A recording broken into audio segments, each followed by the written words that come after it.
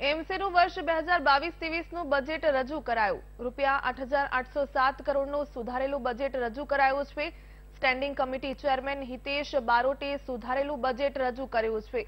Draft બજેટમાં રૂપિયા 696 કરોડનો વધારો કરાયો છે. કમિશનર દ્વારા રૂપિયા 8,111 કરોડનું ડ્રાફ્ટ બજેટ જે રજૂ કરવામાં આવ્યું હતું તેમાં મનપામાં ભળેલા નવા વિસ્તારોને ટેક્સમાં રાહત મળી છે.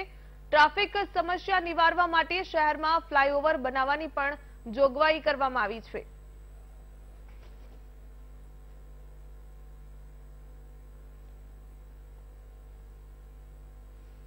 તો એમસીનું વર્ષ 2022-23નું જે બજેટ છે તે રજૂ કરવામાં આવ્યું છે.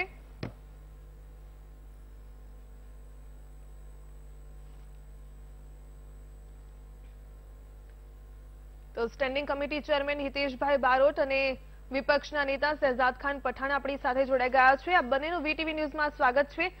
સૌથી પહેલા તો હિતેશભાઈ આપની પાસે આવવા માંગીશ કે જે એમસીનું વર્ષ 2022-23નું બજેટ રજૂ કરવામાં આવ્યું છે, આ બજેટ છે એ કહી શકાય કે પ્રજાલક્ષી છે. પ્રજાના કયા કયા પ્રશ્નોને ધ્યાનમાં લેવામાં આવ્યા છે?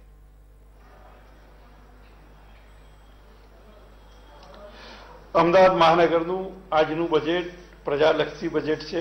આવનાર દિવસની અંદર જે ટેક્સીસની અંદર 0 થી 70 ચોરસ મીટરના મકાન આખા અમદાવાદ નહીં નવા ભરેલા વિસ્તારની અલગ વસ્તુ છે. જે જૂનો વિસ્તાર છે એને પણ આપણે 12.5 લાખથી વધુ મકાનો ટેનામેન્ટ નંબર છે એ 12 થી 50 લાખ વધુ ટેનામેન્ટને 25% ટેક્સમાં રાહત આપવા જઈ રહ્યા છે. કદાચ આ અમદાવાદ મહાનગરમાં પહેલી વારનો ઇસ્યુ હશે કે જ્યાં કોઈ પ્રજાના ટેક્સમાં રાહત આપવાનું કામ અમદાવાદ મહાનગરે કર્યું છે.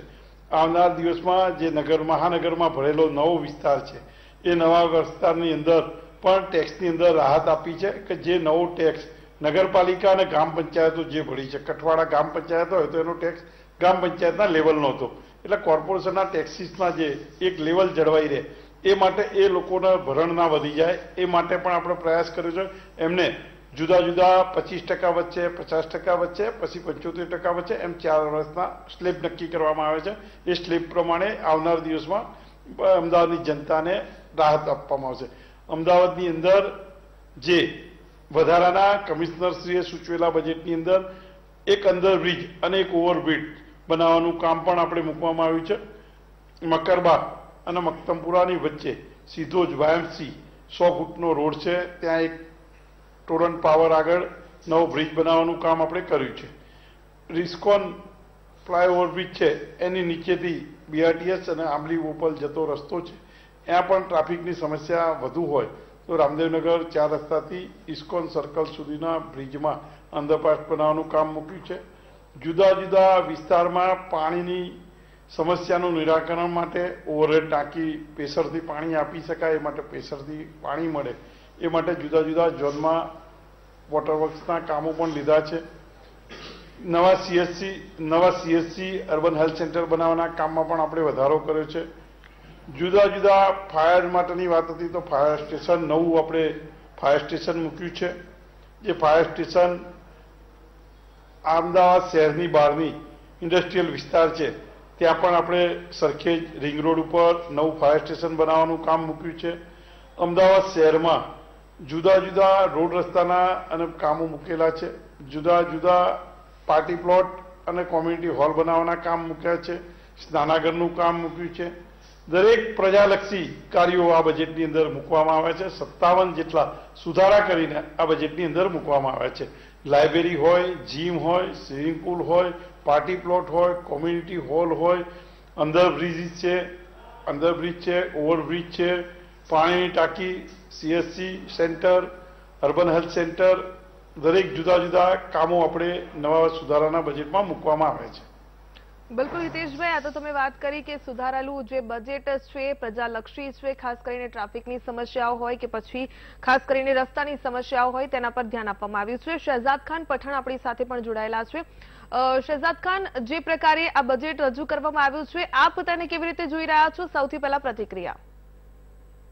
मैडम, मैं सबसे पहले तो भारतीय जनता पार्टी ने जो 8,807 करोड़ का जो बजट अहमदाबाद शहर की जनता के लिए रखा है मैं मानता हूं ये बहुत बड़ा जुमलेबाज वाला बजट है, क्योंकि सबसे बड़े वादे तो इन्होंने जो किए हुए हैं वो ये किया है कि अहमदाबाद को हिंदुस्तान की क्लीनेस्ट सिटी बनाई जाएगी। 100% ड्रेनेज नेटवर्क देने की बात की गई है, 100% वाटर नेटवर्क देने की बात की गई है, अहमदाबाद को आने वाले साल में पॉल्यूशन फ्री सिटी बनाने की बात की गई है। मैं समझता हूं ये सब जुमलेबाजी है, क्योंकि पिछले साल के ही कई बजट अभी तक इन्होंने यूज नहीं किए। 334 करोड़ के रोड बनाने थे, लेकिन अभी तक सिर्फ 350 करोड़ रुपए रोड बनाने के लिए अभी भी बाकी रह गए हैं। 24 घंटे पानी देने की पिछले साल बात की गई थी, खारीकट कैनाल को डेवलपमेंट करने की बात की गई थी, एनिमल हॉस्टल बनाने की बात की गई थी, वुमेन हॉस्पिटल बनाने की बात की गई थी। 700 करोड़ तो कॉन्ट्रैक्टर को चुकाने के बाकी है। चंडोड़ा लेक डेवलपमेंट अभी भी बाकी है। मैडम, जब पिछले साल के ही बजट अभी तक हम यूज नहीं कर पाए, तो इस साल के बजट को हम किस तरीके से यूज करेंगे? मैं मानता हूं ये सिर्फ जुमलेबाजी है। यदि जैसे हमारे चेयरमैन साहब ने बताया कि रोड के कामों को लेकर हमने करोड़ों रुपए का प्रावधान रखा है, यदि रोड अच्छे से बनते तो हाईकोर्ट हमें बार बार फटकार नहीं लगाता। एक तरफ मॉनसून होता है, मॉनसून में अहमदाबाद शहर को जो मेकअप किया है भारतीय जनता पार्टी ने, उस मेकअप वो धुल जाता है और रोड में गड्ढे पड़ जाते हैं। और वही गड्ढों को पूरने के लिए और वही रोड को बनाने के लिए जब करोड़ों रुपए के टेंडर निकाले जाते हैं, वो टेंडरों में करोड़ों रुपए का भ्रष्टाचार होता है। और यदि हम लोगों ने इस तरीके से अच्छे से, जैसे चेयरमैन साहब बता रहे हैं कि हम लोगों ने रोड में इतने करोड़ों रुपए के काम किए, तो हाईकोर्ट हमें क्यों बार बार फटकार लगा रहा है? બિલકુલ, તેનો જવાબ આપણે લઈએ છીએ હિતેશભાઈ પાસેથી। હિતેશભાઈ, સૌથી મોટી સમસ્યા જો અમદાવાદ શહેરમાં હોય ખાસ કરીને તો તે ટ્રાફિકની સમસ્યા છે, અને વાયદાઓ તો અનેક કરવામાં આવે છે, પરંતુ તે વાયદાઓ પૂર્ણ ક્યારે થશે? સૌથી મોટો સવાલ તો રસ્તાઓને જે ખોદી દેવામાં આવે છે તેને કારણે ટ્રાફિકની સમસ્યા થતી હોય છે, રાહદારીઓ પરેશાન થતા હોય છે, તેને લઈને ખાસ બજેટમાં શું જોગવાઈ? બેન, અમદાવાદ મહાનગર 504 ચોરસ કિલોમીટર વિસ્તાર છે। અમદાવાદની અંદર રોડ રસ્તાના રોજ આરઓ પરમિટના કામો હોય, હજારો ખાડા ખોદાના લાઇટ માટેના કામ હોય, પાણીના ડ્રેનેજના કામ હોય, ત્યાં ખાડા હોય છે। રોડ રસ્તાનું ધોવાણની વાત કરીએ તો લાસ્ટ 3 વર્ષના એક પણ નવો રોડ બનેલો ધોવાયો હોય એવું ક્યાંય દેખાશે નહીં અને છે નહીં। વાસ્તવિક વાત કરવી જોઈએ। અમે વ્યથાની વ્યવસ્થા કરી છે। કોર્પોરેશન હંમેશના માટે વાયદા બજારથી નથી ચાલતું। આ જુમલાની વાત જે કરી છે, અગાઉ પણ ચૂંટણીલક્ષી આવી વાતો થઈ છે, અને આપણે ચૂંટણીલક્ષી વાત નથી કરી। આપણે અમદાવાદની જનતા નગરના કુલ ટેક્સની આવકની વાત કરીએ તો 1 રૂપિયો આપે છે, એની સામે આપણે 10 રૂપિયા આપીએ છીએ। અમદાવાદની ટેક્સની આવકની વાત કરી તો આપણે કુલ 1100 કરોડથી વધારે રેવન્યુ ટેક્સીસની આવક હોય છે, એની સામે આપણું બજેટ 8,800 કરોડનું છે। આપણે જેટલા કામો કર્યા છે એ ગુજરાત સરકાર અને અમદાવાદ મહાનગરના બધા જ પ્રાધાન્યોના કારણે આપણે દર વર્ષે આ કામો કરી શકતા હોઈએ। ખાલી 1 રૂપિયાનો ટેક્સ આપી 1100 કરોડ રૂપિયાના ટેક્સની સામે આપણે 80 પૈસા વધુ આપીએ છીએ, એ વિચારવું જોઈએ। આ બજેટની અંદર ગઈ વખતે પણ આપણે 8,150 કરોડના કામો મૂક્યા હતા, એમાંથી 80% કામો આપણે પરિપૂર્ણ કર્યા છે। આવા વાસ્તવિક વાત છે, જોઈ શકીએ છીએ। હમણાં લાસ્ટ માસની અંદર જ આપણે 1,000 કરોડથી વધારે કામોના લોકાર્પણ કર્યા। જુદા જુદા બ્રિજ છે, જુદા જુદા અંડરબ્રિજ છે, રેલવે ફાટક મુક્ત કરવાની દિશામાં આપણે અમદાવાદ મહાનગર અવિરત કાર્યરત રહ્યું છે। રોડ રસ્તાના કામની વાત કરી તો આપણે અત્યાર સુધીમાં 180 કિલોમીટરથી વધારે વિસ્તારના રોડો બનાવી શક્યા છીએ। ઝોનની અંદર, વોર્ડની અંદર, આખા મહાનગરની અંદર રોડ રસ્તા માટે આપણે 500 કરોડ રૂપિયાનું જે બજેટ હતું, 500 કરોડમાંથી અત્યારે 250 કરોડના કામોના ટેન્ડરિંગ થઈ ગયું છે। 50-60 કરોડના કામો ઓલરેડી ટેન્ડરિંગમાં છે। સંપૂર્ણ કામ પરિપૂર્ણ કરતા કરતા આપણે માર્ચ એન્ડ પહેલા આપણે આ બધા જ રોડ રસ્તાના કામો કરી શકીશું। જુદા જુદા કામોના આધારે ડ્રેનેજ લાઇનનું કામ ચાલતું હોય તો રોડ રસ્તા ખોદેલા હોય છે।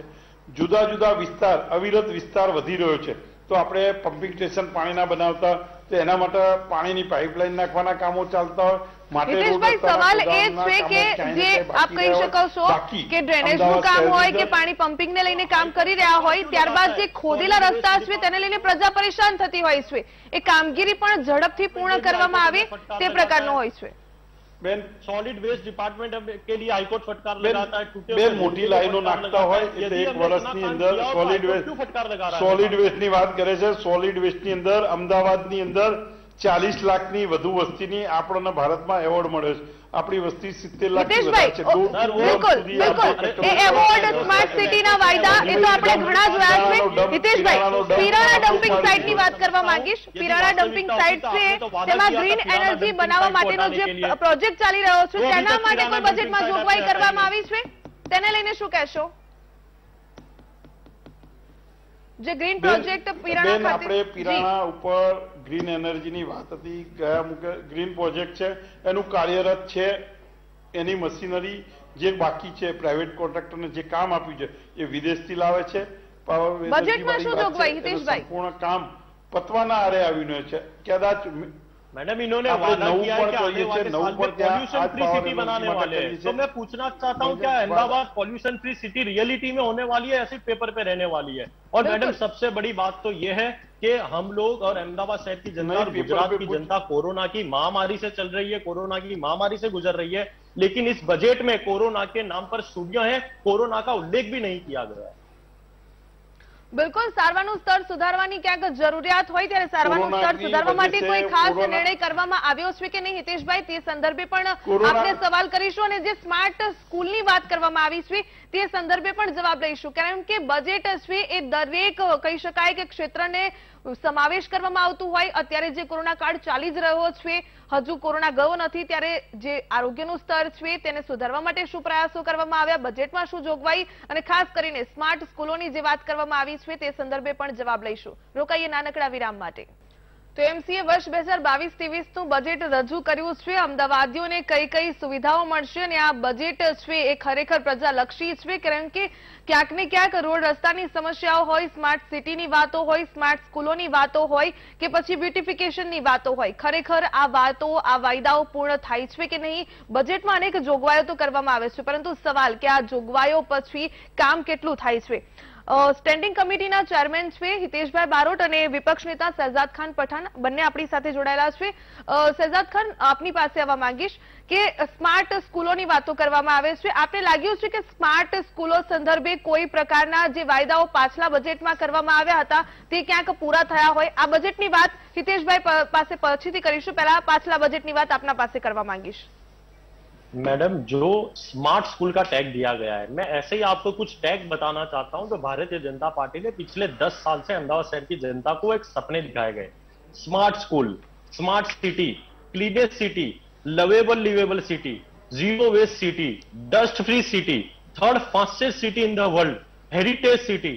मैडम, यही अगर टैग हमें इंप्लीमेंट कर दिए होते तो आज अहमदाबाद शहर न्यूयॉर्क और लंदन को भी पीछे छोड़ देता. ये सिर्फ बड़े बड़े वादे और बड़े बड़े नाम जाहिरात करते, लेकिन परिस्थिति कुछ और होती है. सिर्फ नए नए टैग लगाने से, सिर्फ नए नए अभियान, स्वच्छता 2.0 ऐसे अभियानों के नाम से ऐसे टैग लगाकर अहमदाबाद शहर का डेवलपमेंट नहीं होता. अहमदाबाद शहर का डेवलपमेंट करना हो तो भ्रष्टाचार रोकना होगा. अहमदाबाद शहर का डेवलपमेंट करना हो तो उसे જી બિલકુલ. હિતેશભાઈ, આપની પાસે આવવા માંગીશ કે આ વખતના બજેટમાં સ્માર્ટ શાળાઓને લઈને કેવા પ્રકારની જોગવાઈ છે? સૌથી પહેલા એ સાંભળવા માંગીશ. અને જે બસો જે કહેવાય ને કે જે ખરીદાયેલી પડી હતી બજેટમાં, કોઈ જ એ પ્રોજેક્ટ છે એ ચાલ્યો જ નહીં અને આ બજેટમાં ફરી એકવાર રજૂઆત કરવામાં આવી, બજેટ ફાળવવામાં આવ્યું, એટલે આનો મતલબ શું એ સમજમાં નથી આવ્યો? જરા એ સમજાવશો. બેન, અમદાવાદ મહાનગર 440થી વધુ સ્કૂલો અમદાવાદ મહાનગરમાં અત્યારે ચાલુ છે. ઇંગ્લિશ મીડિયમ સ્કૂલ પણ પ્રાઇમરી સ્કૂલની સાથે સાથે આપણે ચલાવતા હોઈએ છીએ. અમદાવાદ મહાનગર એજ્યુકેશન પાછળ અમદાવાદની જનતાને સૌથી સારું અત્યારે 25 લાખથી વધુ બાળકો આપણા ત્યાં અભ્યાસ કરતા હોય છે. જે બાળકોને આપણે અભ્યાસ કરાવી રહ્યા છીએ એનું પણ ધ્યાન રાખી કરતા હોઈએ છીએ. સ્માર્ટ સ્કૂલ હોય, સ્માર્ટ આંગણવાડી હોય કે આ વાત કરી ડસ્ટની, દરેક વસ્તુને જોવામાં આવે છે. તમે કીધું બસોની વાત, તો આપણે બજેટમાં એ જોગવાઈ બજેટમાં માન્ય કમિશનરશ્રીએ હમણાં જ બજેટ મૂક્યું. એની અંદર ભિક્ષા અને શિક્ષા એ અભિયાનથી 10 બસો ચાલુ કરવાના છીએ. એના જુદા જુદા વિસ્તાર નહીં આઈડેન્ટિફાઈ કર્યા છે। હિતેશભાઈ, મારો સવાલ આવનાર દિવસમાં એ પ્રોજેક્ટ હિતેશભાઈ, મારો સવાલ આપ સમજ્યા નથી લાગતા। હું ફરીથી કહેવા માંગીશ, જે સિગ્નલ સ્કૂલની આપ વાત કરી એ બસો, જી શહેજાદ ખાન એ જ કહી રહી છું, એ બસો ખરીદાઈ ગઈ હતી, પરંતુ એ સ્કૂલો શરૂ કરવામાં ના આવી। એ બસો ધૂળ ખાઈ રહી હતી। હવે તેના રિપેરિંગ કામ માટે, સમારકામ માટે, એને નવી બનાવવા માટે, તેને કલર કામ કરવા માટે ફરીથી બજેટ ફાળવવામાં આવ્યું। શા માટે? શહેજાદ ખાન, આપ શું કહેશો આ સંદર્ભે? ત્યારબાદ હિતેશભાઈનો જવાબ લઈએ। सबसे पहले तो બેન આપને એ જે બાળક બેન આપ બોલવું અને કામ કરવું। बस लगा के बच्चों को शिक्षा देने की बात कर रहे हैं, लेकिन जो अभी परिस्थिति स्कूल की, आप म्युनिसिपैलिटी स्कूलों की हालत देखोगे, वहां पे ना अच्छे से टॉयलेट बने हुए, बच्चों को शुद्ध पानी नहीं दिया जाता, बच्चों के लिए ठीक से बेंच नहीं है, और आप बस में बनाने की बात कर रहे हो। जो पुरानी बस को रिनोवेट करके कलर लगाकर बच्चों को वहां शिक्षा देने की बात कर रहे हो, सर ये सारे जुमलेबाजी बातें हैं। ये बातों से नहीं, इसको इंप्लीमेंट करिए। पहले तो आप अपनी स्कूल की हालत जाके देखिए। स्मार्ट स्कूल में प्रोजेक्टर से पढ़ाई कराई जाएगी। अभी कोरोना काल में 2 साल से एजुकेशन बंद था, क्या आपने बच्चों को एक भी बार स्मार्टफोन देने की चर्चा की कि वो गरीब बच्चा ऑनलाइन कैसे पढ़ाई करेगा? क्या उसके बारे में सोचा? कोई गरीब बच्चा बिल्कुल शहजाद खान ऑनलाइन कैसे पढ़ाई करेगा? उसके लिए हितेशभाई, આપની પાસેથી મારી પાસે સમયનો અભાવ છે, ટૂંકમાં જવાબ જોઈએ છીએ કે ઓલરેડી સિગ્નલ સ્કૂલની બસો માટે બજેટમાં રજૂઆત કરી દેવામાં આવી હતી। આ વખતે ફરીથી રજૂઆત, અને સિગ્નલ સ્કૂલની જે બસો છે એ ક્યારે શરૂ થશે એનો જવાબ? ના, અગાઉ બજેટમાં કોઈ રજૂઆત નથી કરી। અમદાવાદ બસો ખરીદાઈ હતી કે નહીં? આપના માધ્યમથી એક નાનકડી જ રિક્વેસ્ટ એક જ શબ્દમાં બતાવી જી બેન, બસો 7 વર્ષ પહેલા ખરીદાયેલી હતી। આ બસો પડી રહેલી હતી, એના આપણે પહેલા પણ જાહેરાત કરી ગયા એ જે પ્રોજેક્ટ શરૂ કેમ ન કરાયો? સવાલ હિતેશભાઈ, એ પ્રોજેક્ટ શરૂ કેમ ન કરાયો? એ બસો કેમ પડી રહી ખરીદાયેલી? બેન પ્રોજેક્ટ શરૂ છે। અમદાવાદ મહાનગર જે રીતે શિક્ષા અભિયાન પાડી રહ્યું છે, સ્માર્ટ સ્કૂલની વાત કરી, આપના માધ્યમથી આપના કેમેરામેન સાથે આપના જ્યારે પણ પ્રવાસ કરવો હોય ત્યારે હું અમદાવાદની 100 સ્કૂલો તમને એવી અમારા કેમેરામેન ગ્રાઉન્ડ રિપોર્ટ પર જઈ આવ્યા છે। હિતેશભાઈ, આપની જાણ પર લાવું, એ જ બસો અમે વીટીવી ન્યૂઝના સ્ક્રીન પર પણ બતાવી હતી કે જે પ્રોજેક્ટ શરૂ જ ન કરવામાં આવ્યો, અને હવે ફરીથી તેની પાછળ જ, તેના સમારકામ પાછળ બજેટ ફાળવવામાં આવ્યું। શા માટે પ્રોજેક્ટ શરૂ ન થયો? ઓલ ઓવર આખા બેન અમદાવાદની અંદર 440 બેન અમદાવાદમાં 440 સ્કૂલો છે। મહાનગર 440 સ્કૂલોથી વધુ સ્કૂલો ચલાવી રહી છે। નવી સ્માર્ટ સ્કૂલોનું આયોજન કરતી હોય। આ ભિક્ષા અને શિક્ષા એ ફક્ત ને ફક્ત ચોરાયા ઉપર 5-15 બાળકો માટેની વ્યવસ્થા આપણે ઊભી કરવા જાય છે કે જેથી આખા બાળકોના આવનાર ભવિષ્ય સારું થાય। આપે જે સ્માર્ટ શાળાની વાત કરી એ બિલકુલ ચાલી રહી હશે, પરંતુ જે સિગ્નલ સ્કૂલની જે બસોની વાત છે એ છે કે શું ભ્રષ્ટાચાર થયો છે? કોઈ પહેલા બજેટ ફાળવવામાં આવે છે, પ્રોજેક્ટ શરૂ કરવામાં નથી આવતો, ને ફરી એ જ પ્રોજેક્ટમાં સમારકામ માટે પૈસા ફાળવવામાં આવે છે। આવતી હોય એ ભ્રષ્ટાચાર બતાવવો જોઈએ। આપે ભ્રષ્ટાચારની બૂમો પાડવી એના કરતા ભ્રષ્ટાચાર હાથે પકડીને લઈ આવવો જોઈએ। ભ્રષ્ટાચાર પબ્લિકની સામે બતાવવો જોઈએ। શરૂ ન થયો? નહીં, પ્રોજેક્ટ બેન એ 7 વર્ષ પહેલા લાવેલા અને નહીં મળતા પ્રાધાન્ય મળવાના કારણે જે સાઈડ ઉપર કે જ્યાં ગરીબ બાળકોને ભણાવવાની વાત હતી, આપણે દરેક વોર્ડમાં 2 સ્કૂલો છે, દરેક જગ્યાએ ભણાવીએ છીએ। આ પ્રોજેક્ટ આખી જુદી વસ્તુ છે, જે ભિક્ષા માંગતા બાળકોને શિક્ષા આપી એકાદ વર્ષ ટ્રેન થાય, એના બાજુની સ્કૂલની અંદર એડમિશન કરાવીએ અને ભણતું થાય, એ માટેનો પ્રોજેક્ટ છે। આ પ્રોજેક્ટને પહેલા 1 મિનિટ માટે વિચારો, ગુજરાત સરકાર અને ગુજરાતના કાયદા વિભાગ સાથે રહીને આ કામ કરીએ છીએ। આ ભિક્ષા માંગતા બાળકોમાંથી कांग्रेस पार्टी विकास कार्य का विरोध नहीं कर रही है, विरोध नीतियों का कर रही है। हम लोग विरोध नीतियों का कर रहे हैं कि आप जिस तरीके से बात कर रहे हो कि बच्चों को शिक्षा बस में दी जाएगी, बच्चों को शिक्षा बस में दी जाएगी, स्मार्ट तरीके से दी जाएगी। सर यही टैग लगा के आप लोगों को बेवकूफ नहीं बना सकते हो। यदि आपकी स्कूल की आप परिस्थिति देख लीजिए, जाके फिर अपने बस की परिस्थिति देखिए। बिल्कुल, मारी પાસે સમયનો અભાવ છે। હિતેશભાઈ અને શહેજાદ ખાન પઠાણ, આપ બંને મારી સાથે જોડાયા તે બદલ આપનો ખૂબ ખૂબ ધન્યવાદ। જે ક્યાંક ને ક્યાંક બજેટ રજૂ કરવામાં આવ્યું છે, બજેટ પ્રજાલક્ષી છે, જે રોડ રસ્તાની કામગીરી માટે ફાળવવામાં આવ્યું છે કે ટ્રાફિક સમસ્યા ન થાય તેને સંદર્ભે ફાળવવામાં આવ્યું છે। પરંતુ મારો સવાલ કે બજેટ એક વખત ફાળવી દેવામાં આવે, એ પ્રોજેક્ટના નામે પૈસા પણ ફાળવવામાં આવે, એ પ્રોજેક્ટ શરૂ નથી થતો અને ફરીવાર એ જ બજેટમાં બીજો એ જ પ્રોજેક્ટના નામે ફરીથી તે જ સમારકામના નામે તે જ સિગ્નલ સ્કૂલના નામે જે બજેટ ફાળવવામાં આવે છે, શા માટે બજેટ ફાળવી દેવામાં આવે છે પરંતુ એ પ્રોજેક્ટ શરૂ નથી થતો? સવાલ ફક્ત એટલો હતો. હાલ રોકાઈએ બ્રેક માટે. જોતા રહો વીટીવી ન્યૂઝ.